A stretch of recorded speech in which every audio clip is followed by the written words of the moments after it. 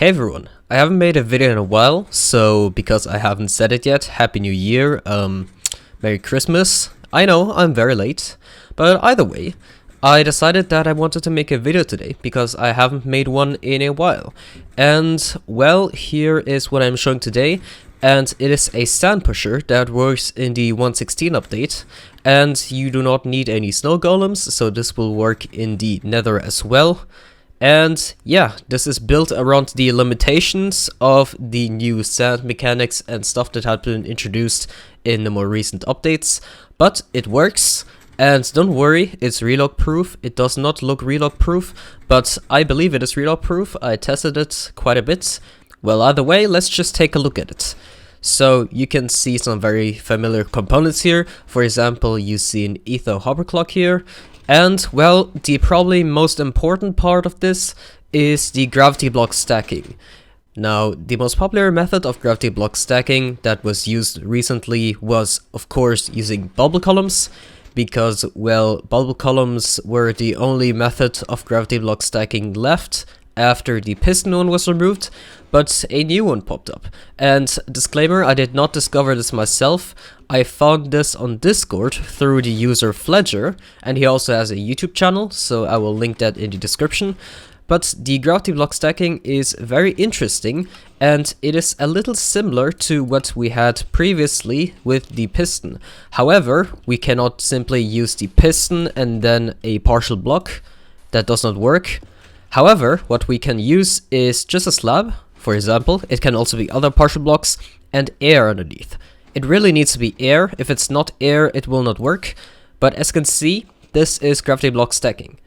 However, there is still the issue of gravity blocks destroying themselves or popping off into item forms after 30 seconds. Let's wait for it for a while, and you should see that the sand turns into an item form any second. Oh, and there we go. So all the sand turned into item form, and well, that is of course a problem, because if we cannot keep the sand entities, well, the falling block entities in their falling block state, then it's pretty much useless. But there's a way to circumvent this, and this is exactly what I did here. Now what happens here is that basically this piston will push up all of the sand entities, and it makes a column. And that in turn resets the timer because, well, all of the sand gets turned into sand blocks, and when they're blocks, they aren't the falling block entities, so the timer does not apply. What happens then is that this sticky piston is once again retracted to the side, and all of the sand falls down. It falls down onto a bottom slab with air underneath, and then there is this piston that is pushing, and that does the sand pusher effect. So let's just stand in front of here. And we do get pushed like this. Now, unfortunately, you cannot toggle this because, of course, the timer has to be refreshed, so you cannot turn it off. You will constantly have that noise. And, of course, you may also notice that it is both significantly slower and significantly bigger than the sand pushers we used to have before they introduced the timer that destroys falling blocks after 30 seconds. And well, that is one big disadvantage of these new sand pushers, but I think that it still has some limited applications because, you know, the entity pushing mechanic of sand pushers is pretty amazing. Now, if you don't know what sand pushers are or how they work, I also have a guide video, or well, a explanation video of sand pushers, and I will link that down in the description. Technically, the sand pusher also doubles as an elytra launcher. Well, not really an elytra launcher, but well, you know, when you stand right here, you get teleported upwards by the sand being stacked up in a column, and then you can just glide off from there, I suppose. And yeah, that is also one other useful application. This isn't a tutorial, I just wanted to show this off, but I'm going to show you how to build it anyway, so that you can, for example, try to improve upon this concept, and, well, develop this tech. And of course, that's all what my showcase videos are about. So let's head a bit further away so that we don't get all of this noise. And one thing I want you to know is that this machine is built around 12 sand. There's a village there, I don't know why, but 12 sand is the maximum distance that a sand pusher can push you, not when you're right in front of the piston, but when you are anywhere within 12 blocks of the piston pushing the sand. Alright, so we start off by placing a gap block, and then we have to have air underneath. This is very important. If it's not air, then it won't work. Next up, we're just gonna get some pistons over here. Well, sticky pistons. Then we are going to place a normal piston. Let's get ourselves some honey. Now, this block needs to be honey because it is both an impartial block in terms of hitbox, or well, collision box, and it can be powered. And we do need to power it because, well, this piston needs to extend. So next up, we are getting a repeater on 2 ticks, then a redstone torch. Place a block here, then we need a torch on the back side of this piston.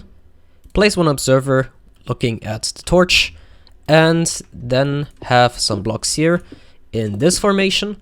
And for this, we are going to have to place some repeaters, 2 ticks, 4 ticks, and that is for the right pulse length, or for the extension of this piston, for this piston to both extend, and then extend up and retract, and then get retracted back. Next up, we can just place a observer like this, then a block, a hopper facing the observer. You can technically replace this with a dropper, but, well, you know, a hopper is silent. Then we need a piston here, another piston here. We're building the ether hopper clock part. And then just get some blocks in this formation, like this. Oh, never mind. It should be like this.